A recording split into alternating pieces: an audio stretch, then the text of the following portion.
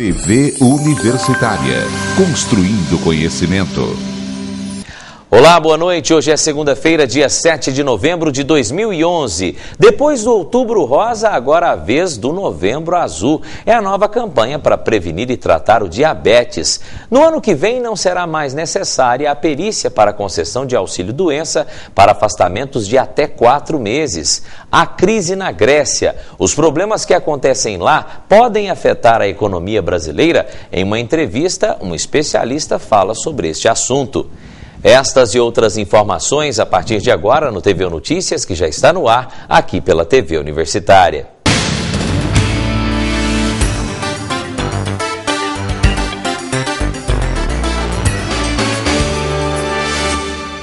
Aconteceu na UFO o segundo encontro regional de biomedicina. O objetivo do evento é debater as diferentes possibilidades da carreira e atualizar os alunos sobre o conhecimento científico. Este é o segundo ano que a Universidade Federal de Uberlândia, por meio do Instituto de Ciências Biomédicas, realiza o encontro.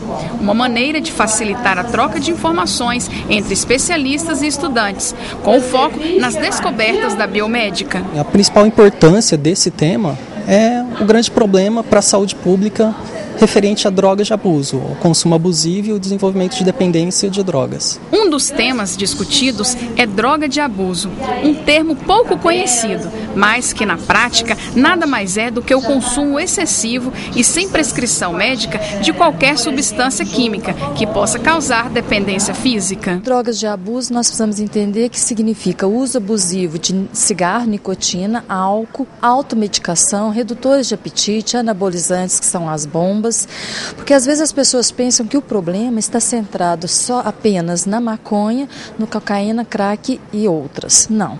A droga de maior abuso do país e do mundo, em primeiro lugar, é a nicotina, em segundo é o álcool. Por exemplo, aqui no pronto-socorro da UFO, no Hospital de Clínicas, 38% das pessoas que entram no pronto-socorro de sexta à noite a domingo de manhã são devido ao abuso de álcool. De acordo com a psicóloga, o tema tem uma relação muito próxima com os jovens e uma forma de diminuir o problema são as medidas socioeducativas.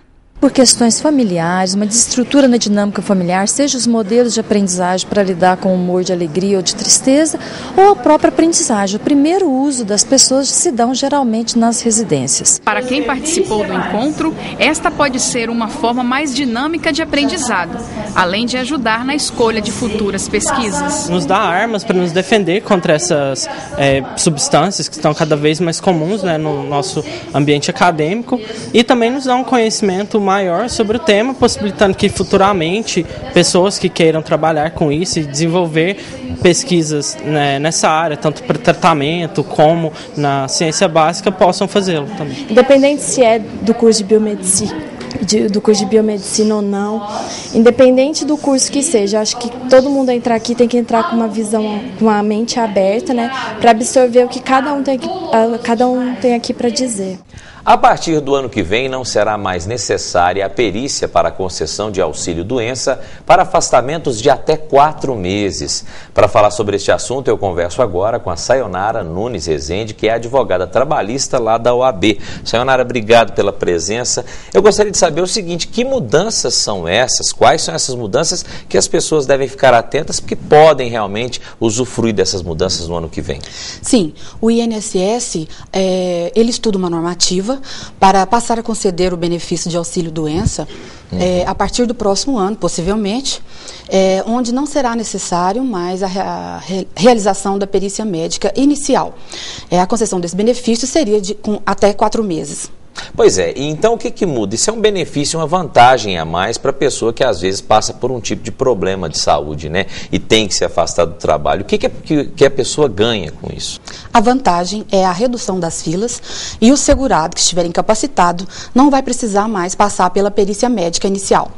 Pois é, e por que eles fizeram isso? Realmente estava tendo muito problema com fila de espera, realmente as pessoas estavam saindo em desvantagem nesse sentido, a perícia estava incomodando dando? Era muito burocrático? Como é que é? Sim, na verdade, o INSS ele justifica que hoje 84% dos benefícios pagos no país, eles têm duração de até 4 meses. Então, gera um benefício com a redução das filas, redução de custos com as perícias e também uma diminuição das fraudes na concessão dos benefícios. Pois é, Sayonara, e para as pessoas, eu sei que ainda é o ano que vem, mas para as pessoas já ficarem atentas, o que elas vão precisar fazer quando elas tiverem algum tipo de problema, que antes ela precisava enfrentar essas filas, toda essa burocracia, e que agora deixa de existir a partir do ano que vem? O sistema será mais simples, porque agora o trabalhador, o segurado que estiver incapacitado para o trabalho, ele munido de um atestado médico que comprove esse problema de saúde, ele obterá o benefício. Então quer dizer que não precisa mais nada, só um atestado a partir de agora? Sim, o INSS aceitaria atestados médicos particulares e provenientes do Sistema Único de Saúde, e depois ele verificaria a autenticidade desses documentos. Agora, isso só no período de 4 meses, até 4 meses. Depois disso, ele tem que fazer o processo normalmente, como já é feito atualmente, né? Sim, na verdade, o trabalhador ele já sai com uma data pré-programada para ele voltar ao trabalho. Aquele que ainda estiver incapacitado, ele pode fazer o pedido de prorrogação junto ao INSS nos últimos 15 dias antes da data da cessação do benefício. Mas nesse caso da prorrogação, aí ele precisa sim passar pela perícia ou não? Continua valendo só o atestado? Sim, ele passará por uma nova perícia. Tá certo, vamos esperar então. Já tem data prevista ou por enquanto só está na conversa ainda? Essa medida ainda não tem uma data para começar a vigorar? Ainda não há data certa para começar, é apenas um estudo. Então, possivelmente, será implantado no próximo ano. Tá certo. Sayonara, obrigado pela entrevista aqui. Volte mais vezes para nos dar dicas, viu? Obrigada. E nessa terça-feira, o tempo deve ficar instável em parte do sudeste brasileiro. Dessa forma, há previsão de chuva em quase todas as regiões mineiras, principalmente à tarde, no sul, Triângulo Mineiro e Centro. Em Uberlândia, os termômetros marcam a mínima de 18 graus e a máxima não deve passar de 28. Veja agora como fica a previsão do tempo para algumas cidades vizinhas.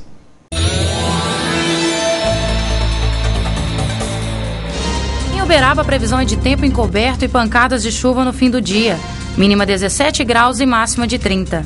Em Monte Carmelo, a previsão é de sol com algumas nuvens e pancadas de chuva à tarde e à noite. Máxima de 27 graus. Em Patrocínio, o tempo é encoberto por nuvens e possíveis chuviscos à tarde. Máxima de 28 graus. Em Lagoa Formosa, o dia amanhece nublado e também pode chover à tarde. Mínima 16 graus e máxima de 29. E depois do intervalo, a crise na Grécia influencia a economia brasileira? No nosso quadro Dicas de Economia, um especialista vai falar sobre isso. É daqui a pouco, depois do intervalo.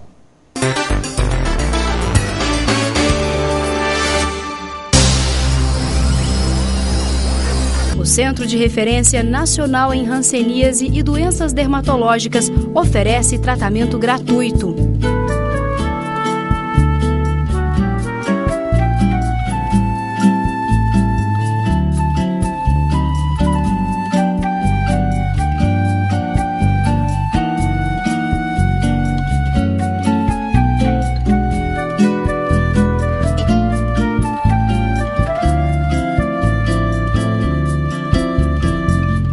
TV Universitária, construindo conhecimento. UFO, viva para todos! Cidadania é um exercício, saúde é um direito, ser negro é um dom.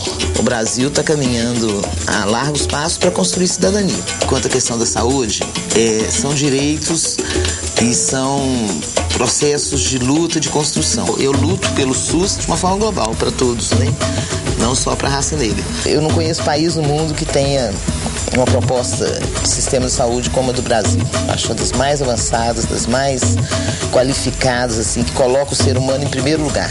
Todo mundo tem direito à saúde. A questão é conseguir entrar. Então, acho que o grande desafio da saúde é a gente conseguir ter atendimento.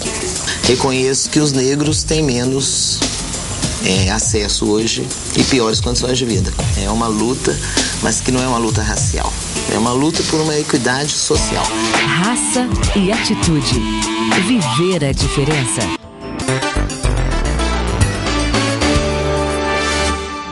Estão abertas as inscrições para a 11ª Semana de Matemática e a primeira semana de Estatística da UFO.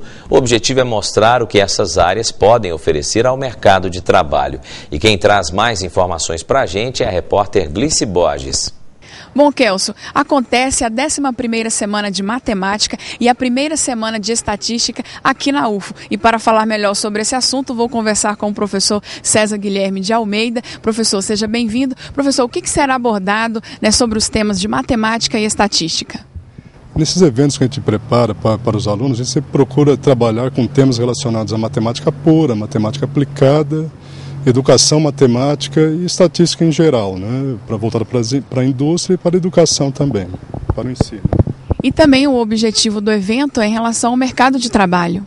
Sim, vai ter uma mesa redonda sobre isso. Convidamos não só professores, mas profissionais que já se formaram aqui na UF e estão trabalhando em algumas indústrias, bancos, né? Então isso vai ser bacana para mostrar para os alunos essa possibilidade de mercado de trabalho. E quais são as atividades oferecidas durante esses dias? Nós vamos ter, além das mesas redondas, palestras, minicursos e apresentação de trabalhos de alunos e também de professores interessados em submeter trabalhos. Só os alunos de matemática e estatística podem participar? Na verdade, nós fizemos a divulgação para as escolas estaduais, municipais aqui da região e também para as faculdades particulares e da região em geral. Quem tiver interesse pode fazer a inscrição. E até quando vão as inscrições? Na verdade, vai ser até o dia do evento, até dia 9, né? Pode ser feito diretamente com os alunos do PET ou se não com o diretório acadêmico, o pessoal do diretório acadêmico da matemática e da estatística. Muito obrigado, professor. Conversei com o professor César Guilherme de Almeida. Lembrando que a 11ª Semana de Matemática e a primeira semana de Estatística acontece aqui na UFO, no Campo Santa Mônica, no bloco 5O, dos dias 9 a 11 de novembro. Kelso, é com você. A Grécia vem enfrentando dificuldades para refinanciar suas dívidas e isso tem preocupado os investidores em todo o mundo. Mas será que este problema lá do outro lado pode afetar a economia brasileira? Para falar mais sobre este assunto, no nosso quadro Dicas de Economia de hoje, eu converso com o Saulo Campolina, que é economista. Saulo, obrigado pela presença, seja bem-vindo. Então, todo mundo, quando surge uma crise, como aconteceu nos Estados Unidos recentemente, né, e vem acontecendo ainda, agora na Grécia todos perguntam, o que eu tenho a ver com isso se é do outro lado do mundo? Na verdade, nós temos muito a ver com isso, né? Boa noite. Boa noite.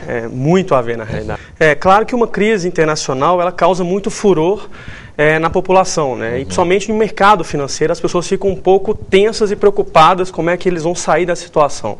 Se tratando principalmente da Europa como um todo, que o problema não é só grego, é do grupo de países europeus, da União Europeia como um todo, que é um grupo de países que consomem produtos brasileiros em grande escala.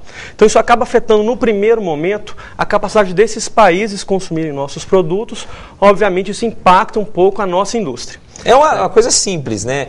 Por exemplo, quem tem dinheiro compra alguma coisa. Exato. Se não tem dinheiro, não compra. É o caso que pode acontecer. É o caso que vai acontecer. Uhum. É claro que a gente passa nessa crise muito diferente do que nós passamos nas últimas 10 crises, né? O Brasil nos últimos 30 anos e nós brasileiros estamos acostumados a crises internacionais impactar muito a nossa vida. Isso vai ser minimizado pelo consumo interno brasileiro que está cada vez mais forte. A gente pega hoje empresas multinacionais que vêm hoje no Brasil, é um grande mercado consumidor. Então a gente vê muitas empresas se instalando aqui, principalmente automotivos, né? Caminhões, enfim. Então o mercado interno brasileiro ele vai acabar suprindo bastante essa falta de demanda internacional no primeiro momento. Mas é só um período de ajuste, né? A gente acaba suprindo. E o problema na Grécia é porque o país gastou muito mais do que podia na última década, não é isso? Exato. Países funcionam como pessoas. Se a gente gasta mais do que a gente ganha, a gente acaba passando por dificuldade, tendo que pegar dinheiro emprestado. O país funciona da mesma forma. A Grécia, em especial, hoje ela deve 140% do seu PIB, ou seja, da sua capacidade de gerar renda. É muita coisa. É muita coisa. Mas não é o único país. Na realidade, a Grécia não está sozinha nessa confusão. Portugal também tem uma situação muito difícil, Espanha também tem uma situação difícil, Itália a gente também tem visto que tem uma situação difícil. Então há um risco muito grande de contágio para os outros países. Por isso o grande temor em a Grécia decretar moratória, ou seja, decretar que ela não tem condições de pagar sua dívida. Porque se isso acontece, pode incentivar os outros países vizinhos a fazer o mesmo. O que aí agrava mais ainda a crise. Né? Você acha que diante dessa situação, crise nos Estados Unidos, agora crise na Grécia e nesses outros países que você disse na Europa também, nessa onda, nessa moda de crise, é um risco muito grande de começar uma epidemia de crise mundial nesse sentido? Um pouco sim, né? A gente tenta não ser tão alarmista assim, mas a grande verdade é que os Estados Unidos e a Europa, eles têm que fazer um ajuste fiscal muito grande. São países que devem muito e têm um gasto de governo muito alto. E vai requerer que eles façam um ajuste. O grande problema é se a população desses países vão aceitar isso. Quando a gente vê na televisão mostrando que na Grécia a população está revoltada, é porque uma das medidas que estão sendo obrigados são exatamente cortar gasto, cortar salário de funcionalismo público, aumentar imposto para arrecadar mais. Então isso pode gerar um temor grande, né? A população sempre sai perdendo. A população acaba sempre sai perdendo. Tá certo. Saulo, obrigado pela entrevista, pelos esclarecimentos e volte mais vezes aqui. Que agradeço. E agora é hora de oportunidades de emprego. Confira as dicas do nosso quadro Mercado de Trabalho.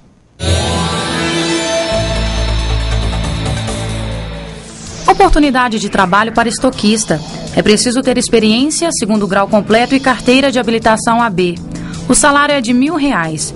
Informações no telefone 3087-2066. Vaga para atendente de monitoramento móvel. É preciso ter carteira de habilitação A e segundo grau completo. O salário é de R$700 mais adicional noturno. Informações no telefone 3231-0001. Vaga também para instrutor de informática. O cargo exige experiência com didática de aula e sistema hardware. Informações no telefone 8804-2234. Hoje também tem oportunidade para consultor financeiro. É preciso ter superior incompleto e experiência com vendas. O salário pode chegar a R$2.000. Informações no telefone 9237-3000. E daqui a pouco os detalhes do Novembro Azul, que é a campanha de prevenção do diabetes. A gente volta já.